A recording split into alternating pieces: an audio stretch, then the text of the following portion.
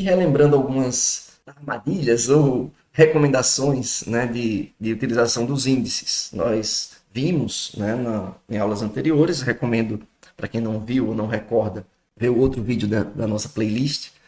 E nós sabemos que os índices aumentam a utilização de disco, porque afinal de contas a gente armazena no disco os índices para facilitar o acesso, né? Então o índice, como o próprio nome sugere, possibilita o acesso indexado às tuplas, tá?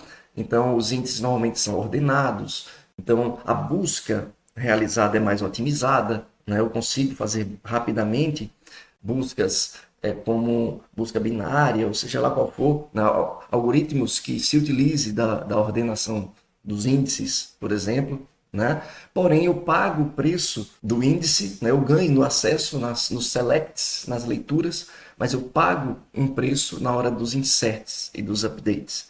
Por quê? Porque quando eu inserir, eu vou ter que atualizar minha tabela de índices e essa atualização tem que ser no local apropriado para manter o índice ordenado. Mesma coisa do update.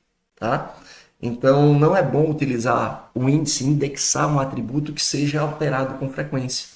Então, se você tem um atributo que recorrentemente sofre alterações, mesmo que ele seja muito utilizado nas consultas, você tem que apreciar com moderação. Né?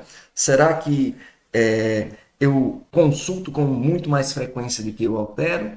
Ou é quase elas por elas? Se for, o índice pode até prejudicar o desempenho ao invés de gerar ganhos. Então, é algo que eu preciso analisar. Tá? Por exemplo, ao utilizar vários inserts e etc., né, é muito melhor eu fazer uma inserção aninhada, né, inserir todas as tuplas de uma vez, nós reforçaremos isso já já, tá? De que vários inserts separados, porque em cada insert a gente reordena os índices, né? Então é muito melhor executar múltiplas inserções aninhadas em um único insert.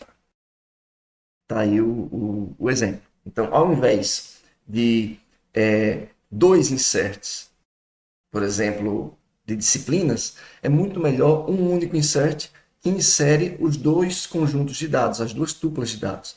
Lembrando aqui que nós temos uma tupla, cada tupla com 4 atributos. Tá? E depois do final de cada tupla, eu posso colocar uma vírgula, como nós vimos na aula de insert, né? E inserir a próxima tupla. Se eu quisesse uma terceira, eu colocaria outra vírgula, abria parênteses de novo e colocaria uma terceira tupla e quantas forem necessárias. Tá? Isso aí otimiza, reduz um pouco o preço pago pelo insert em relação aos índices, né? Então, em resumo, né? Crie apenas índices necessários, né? E, claro, combinado com o tipo de pesquisa que será realizado. Então, se a pesquisa no meu where, né, ela combina, ela nunca faz a pesquisa só pela data, né, ou só pelo login do cliente. Então, faz a pesquisa sempre combinado, data e cliente, login e data, login e data, login e data. Eu posso indexar o par desse atributo, né, login e data como índice composto, digamos assim, né, indexar os dois atributos juntos e a quantidade necessária de caracteres, né, também para economizar. Né? Então, para um campo muito longo, um nome, você poderia indexar apenas os 10 primeiros caracteres. O nome já ajuda bastante, né? E economiza o armazenamento dos índices. Só um exemplo. Né? Então, nas consultas, priorize utilizar os atributos indexados. Você não já está pagando o preço? Não escolheu indexar os atributos? Aí você indexou pelo ID, aí está usando o CPF nas, nas consultas. Ou o contrário, indexou o CPF, está usando o ID. Então, priorize usar atributos que estão indexados. Ou o ID, não, porque o ID ele vai ser sempre indexado assumindo que ele é chave, né? Mas você indexou o CPF e na consulta usa e-mail. Ou indexou e-mail e na consulta usa CPF. São, né, atributos assumindo que não seriam chave, né? Assumindo, né, a grosso modo, né? Então, se você usa um atributo na consulta, por que não priorizar o atributo que seja indexado, né, para obter os benefícios?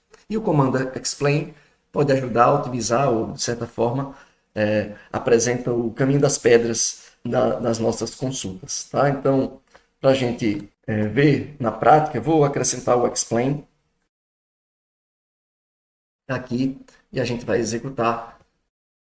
Nós podemos ver que ele indica, né, algumas chaves que foram utilizadas durante o processamento dessa consulta, né, e também dá para ter pistas, né, das tabelas que foram utilizadas. Né. Eu sei que houve uma preocupação de uma chave estrangeira, né, digamos assim, do código unidade FK, né, que foi verificada, né, o código filme ficar em unidade. Então, essas chaves estrangeiras, né, digamos assim, essas referências externas, né, foram usadas. Aqui eu já consigo, né, de cara ter uma ideia de quantos joins foram utilizados, né? Então, a gente tem ideia também de quais foram os índices utilizados, né? Se foi uma chave, seja chave estrangeira, seja chave primária, né? É claro que os índices de chave primária são normalmente mais rápidos, né? de serem processados. Né? E é o que normalmente acontece no join, né? Claro que se pode fazer join com chave candidata também, né? Um theta join, um join com qualquer condição, na verdade, mas priorizar sempre as chaves primárias.